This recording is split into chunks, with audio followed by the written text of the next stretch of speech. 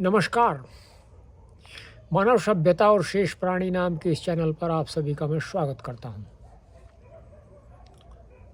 आज मुझे ये वीडियो जो है वो मैं रात को बना रहा हूं।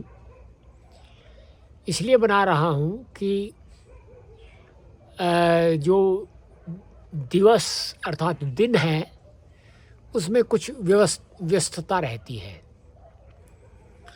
और क्योंकि कुछ कार्य यहाँ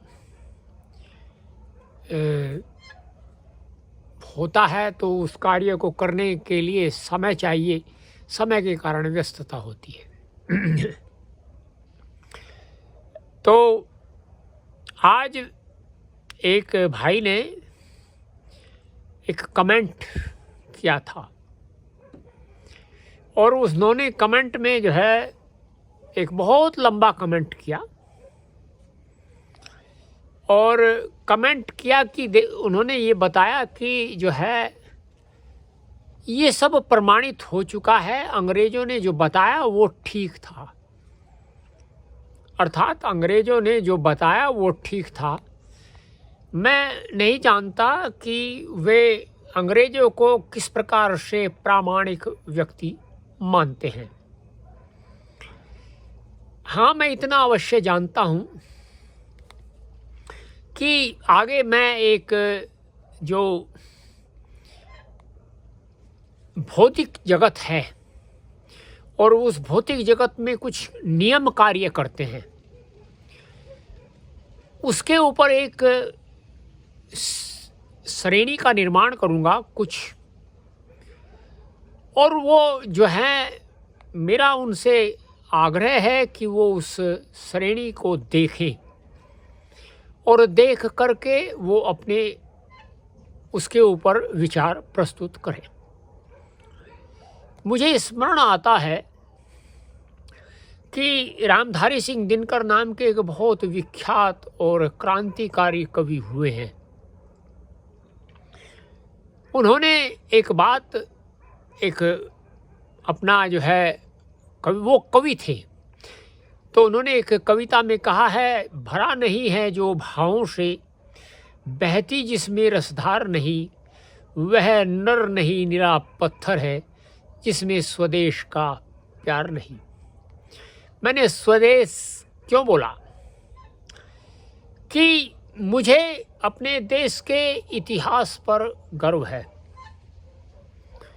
मुझे अपने देश की संस्कृति पर गर्व है, मुझे अपने पूर्वजों पर भी गर्व है और मुझे मेरे पास में जितना है या मेरे देश के पास में जितने भी संसाधन हैं, मुझे उन पर भी गर्व है।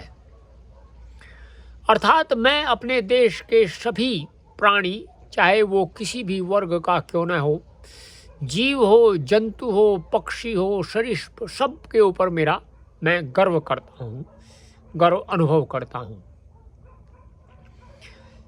एक तो बात है ये। दूसरा जो है एक रामधारी सिंह दिनकर के द्वारा ही एक कविता, एक ये कह सकते हैं हमारे यहाँ पहले एक पुस्तक पढ़ाई जाती थी, हो सकता है अभी भी पढ़ाई जाती हो। उसका नाम था रश्मि रथी। तो उसमें वो एक वाक्य बताते हैं कि जब नाश मनुज पर छाता है, पहले विवेक मर जाता है। अर्थात जब मनुष्य जो है विनाश की ओर बढ़ता है, वह विनाश किसी भी प्रकार का हो सकता है। सांस्कृतिक विनाश हो सकता है, धार्मिक विनाश हो सकता है, वह व्यक्ति का बौद्धिक विनाश हो सकता है, वह व्यक्ति का चारित्रिक विनाश हो सकता है। तो वह विनाश कैसा भी हो सकता है। तो उसको यथार्थ और अयथार्थ, अर्थात जो यथार्थ है उसके विषय में और जो अयथार्थ है उसके विषय में जानकारी नहीं रहती। अब आगे हम एक उदाहरण और प्रस्तुत करते हैं। भारतवर्ष में मुगल काल में एक राजा थे जिनका नाम था बख्तियार खिलजी। बख्तियार खिलजी जो है बहुत ही क्रूर शासक था। वह बख्तियार खिलजी एक बार बहुत ही रुग्ण हो गया और रुग्ण होने के पश्चात वह इस्लाम को बहुत मानता था और इस्लाम की मान्यताओं के ऊपर उसको इतना गर्व था कि वह इस्लाम के अतिरिक्त किसी अन्य को देखना भी रुचिकर नहीं मानता था, अर्थात न सुनना न देखना। उन्हीं मान्यताओं को वह दूसरों के ऊपर लादना चाहता था। तो एक बार बख्तियार खिलजी जो है बहुत ही रुग्ण हो गए। बख्तियार खिलजी को जो है किसी ने कहा, उस समय नालंदा एक विश्वविद्यालय था भारतवर्ष के अंदर जो अभी पुनर्जीवित किया गया है। तो उस नालंदा विश्वविद्यालय में बहुत ही उच्च कोटि के विद्वान दार्शनिक जो वे थे, ये कह सकते हैं प्रयोग करता थे, आचार्य भी बोल सकते हैं उनको। तो किसी ने बख्तियार खिलजी को कहा, किसी ने बख्तियार खिलजी को प्रसन्न करने के लिए एक उनके रुग्ण को लक्षण बता करके, उनके जो रुग्ण था उसके लक्षण बता करके वहाँ से औषधि ले जा करके बख्तियार खिलजी को दी। बख्तियार खिलजी इतना क्रूर था और कट्टर था कि उसने जब ये पता लगा उसको कि ये औषधि जो है वहाँ से आई है नालंदा विश्वविद्यालय से, तो उसने उस औषधि को लिया और मारा, फेंका, दूर फेंका, मतलब अपने हाथ से लिया और दूर इस प्रकार से फेंका। तो वो जो है प्रतिदिन कुरान का अध्ययन किया करते थे, तो वो कुरान के ऊपर जा कर के लग गई। तो बख्तियार खिलजी जैसे प्रतिदिन उसके जो कुरान के पन्ने पलटते थे, तो वो जो औषधि थी वो उस कुरान के ऊपर लगी हुई थी। तो बख्तियार खिलजी जो है वो औषधि अपने हाथ से अपने मुंह में लगाया करते थे। तो बख्तियार खिलजी जो है कुछ समय के पश्चात वो स्वस्थ हो गए। तो बख्तियार खिलजी ने जो है जो उसके आसपास के क्रूर मंत्रीगण थे उनको बुलाया और कहा कि नालंदा कैसा विश्वविद्यालय है। उन्होंने कहा, जी वो इस समय का उच्च कोटि का विश्वविद्यालय है, वहाँ बहुत ही उच्च कोटि के विद्वान शिक्षा ग्रहण करते हैं।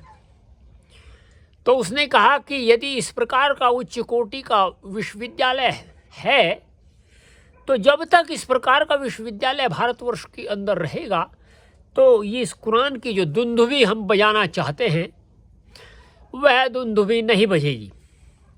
तो इसलिए मैं आप सभी को आदेश देता हूँ कि उस नालंदा विश्वविद्यालय को जला दिया जाए।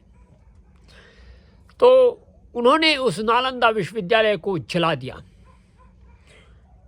आप सभी को इतिहास की जानकारी यदि न हो तो ये जानना चाहिए, नालंदा विश्वविद्यालय की जो अग्नि थी वह 6 मास तक प्रज्वलित रही, अर्थात उस नालंदा विश्वविद्यालय में 6 मास तक वह अग्नि जलती रही। दुख की बात है, मानवता के लिए अत्यंत ही कष्टदायक है। कष्टदायक इसलिए है, जो भी ज्ञान अथाह उस नालंदा विश्वविद्यालय में था, जो पुस्तकों के रूप में था, उससे हम वंचित रह गए। वह ज्ञान पता नहीं आज से कितना प्रखर होगा। तो ये हमारे लिए एक कष्ट की बात है कि हम इस प्रकार की धारणाओं को हम समर्थन करते हैं। बख्तियार खिलजी और अन्य जो क्रूर व्यक्ति होते हैं जिन्होंने अपनी बातों को हमारे ऊपर लादने का प्रयत्न किया, हम उनको कहते हैं कि वे अच्छे थे। जिन्होंने हम अपनी संस्कृति को मानने का प्रयत्न करते हैं तो हमें वो पता नहीं क्या बोल देते हैं। ये तो वही जानते हैं जो बोलते हैं। एक तो ये बात हुई। अब आपको मैं दूसरी बात बताता हूँ। चीन नाम का एक देश है। चीन में एक क्रांति होती है 1969 में, 1969 में। वहाँ जितने भी बौद्धिक लोग थे उन सबको मार दिया जाता है। इतनी बड़ी क्रांति थी कि वहाँ जो है ऐसा वहाँ के लोग बताते हैं कि 10 लाख के आसपास लोगों को मारा गया। 10 लाख के आसपास लोगों को मारा गया। और वो 1969 की जब वो क्रांति हुई थी, वहाँ आज तक भी लोग उसके विषय में कुछ नहीं बोलते। क्यों नहीं बोलते? क्योंकि जो चीन के अंदर वहाँ की वर्तमान काल की सरकार है, वर्तमान काल का जो शासन है, वह शासन इतना क्रूर है कि अपने विरुद्ध किसी भी प्रकार की कोई भी बात वह सुनना नहीं चाहता। इसी प्रकार से मैंने ये उदाहरण इसलिए दिया कि हम लोग अपने यहाँ, या ये कह सकते हैं कि हम दास्ता से इस तरह से घिर गए हैं कि हम उस दास्ता के विरुद्ध जो भी बात हमें लगती है, हम उसमें या तो किसी को आरएसएस का या किसी को बीजेपी का या किस प्रकार का जो है व्यक्तित्व या प्रचारक बताना प्रारंभ कर देते हैं, जबकि ऐसा नहीं होना चाहिए। हमें पहले अपने उन तथ्यों को खोजना चाहिए। हम क्यों माने अंग्रेजों को, जिन्होंने हमारे देश को लूट कर खा गए, जो हमारे देश को, जो हमारा देश सोने की चिड़िया था, उसको वे जो है निर्धन कर गए। जहाँ जो हमारा देश एक बहुत बड़ा महाशक्ति होता था, इतना बड़ा इसका क्षेत्रफल था, उसके जो है 2 भाग कर दिए। उन अंग्रेजों को हम कैसे प्रमाणित मान लें, ये मेरा प्रश्न है। मैं चाहता हूँ कि वह व्यक्ति इस वीडियो को पुनः देखे और इसके ऊपर अवश्य में कमेंट करे। और आप यदि इस वीडियो को देखें, आपको ये वीडियो कैसी लगी, आप भी कमेंट करिए। आपके विचार हमें जो है अवश्य ही प्रेरणा देंगे, जैसे उस व्यक्ति के विचारों ने हमें प्रेरणा दी।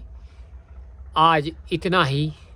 आप मुझे इंस्टाग्राम और फेसबुक पर भी फॉलो कर सकते हैं @सत्येंद्र मलिक के नाम से।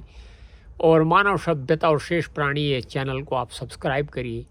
मिलता हूँ। नमस्ते।